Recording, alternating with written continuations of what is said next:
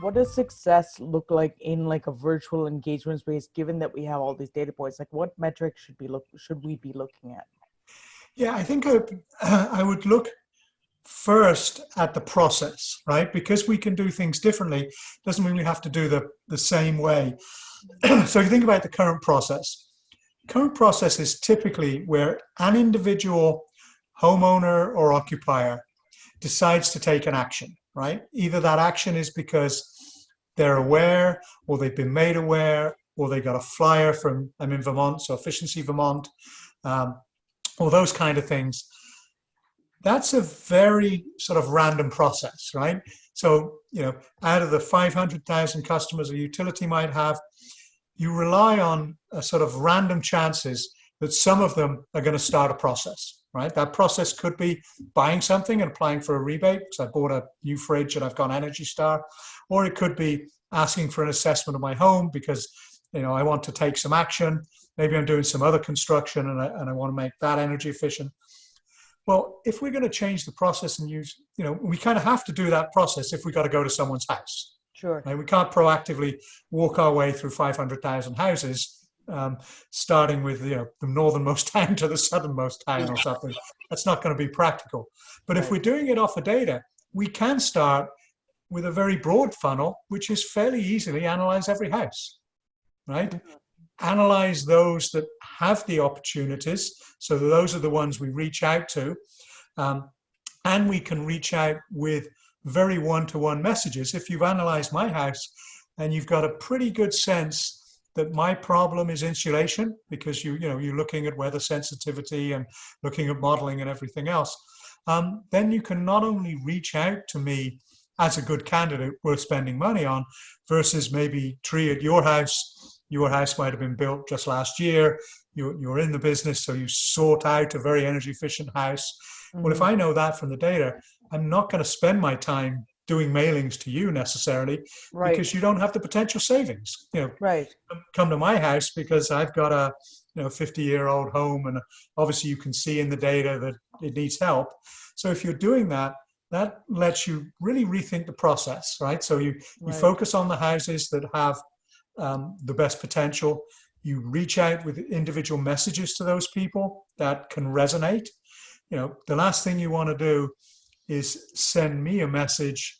I'll pick on my local phone company that does this all the time. It sends me flyers they've got a great new offer for DSL. I know from experience I'm too far from the central office to get DSL. So all they've done is make me mad, because they've teased me with something I can't buy. And if I'm having a really bad day, I call them up and ask them for it, and then they tell me they can't have it. Right? Oh, so, actually, yeah. if I'm really feeling mean, I say, "You've sent me this. That's great. Can I have it?" And they say, "Oh no. So why are you sending it to me? Don't you know from the data, your data, not my data. You don't need any of my data. It's your network that." What services you can offer me and what you can't. So I think we can do those same things. Don't go pitching people on, we've got this great program for window replacements if it's a brand new house and you can tell that the code was such that those windows are going to be great windows, right? Yeah, yeah. I think that's a really good point about, because we've been thinking about this in terms of like every industry, like after this, like how do we do things better? How do we make sure we can do things digitally? Like it's illuminated this problem, but I think your point that we don't need to just do the same things digitally after this. Like we don't need to just all of a sudden take the exact same process and replicate it digitally. Yeah. We can actually use this as an opportunity to make better processes and like change the way we're doing things. I think that's a really good point.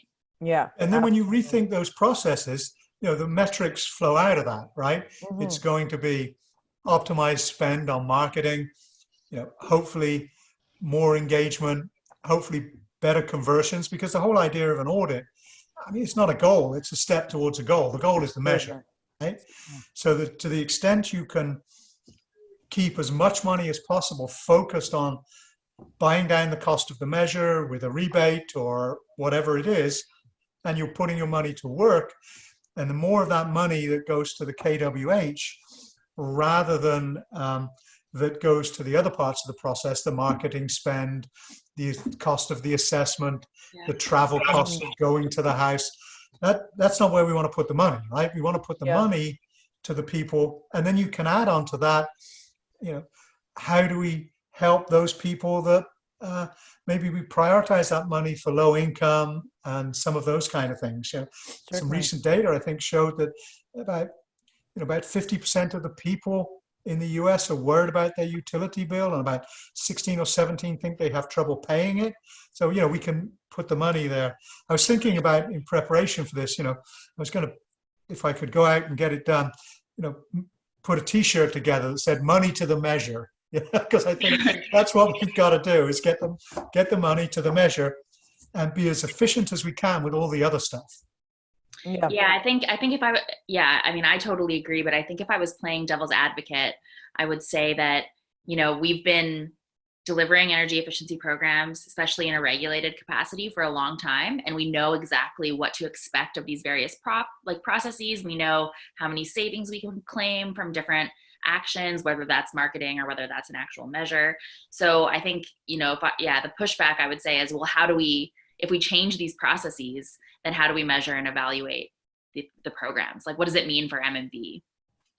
Yeah, well, there's two elements to that. Is sort of, we spend a lot of money on M&V, and I'm not saying we shouldn't, right?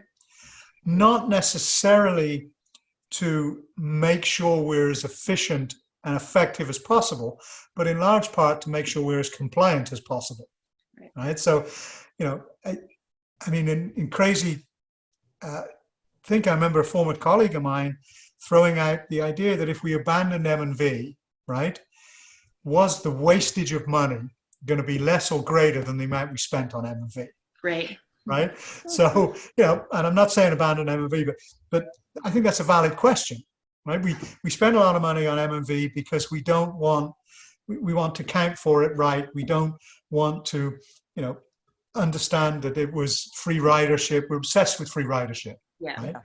So in most other businesses. Why do you think that is, Rich? What do you think is the why are we so obsessed with that? I think I don't want to say overly sensitive, but we're highly sensitive to the fact that this is ratepayer money, right? This is not shareholder money. If you think about other businesses, think about the sort of the Amazon cousin to free ridership. Amazon spends probably more money and has more thinking on what we do and why we do, right?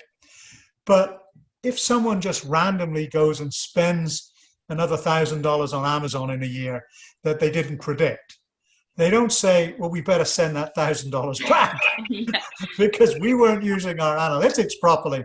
We should have known Rich Huntley was going to suddenly have this desperate need because he listened to Tree and go multi-monitor and buy 3 27-inch monitors, which our analytics said he can't possibly buy 3 monitors because we know there's only 2 people in his house, right? And he bought 2 monitors over the last year. So he mustn't ever buy 3 monitors. So if he's buying 3 monitors, we'll reject his order, right? Although, just to be clear, multi-monitor is a hill I'm willing to die on.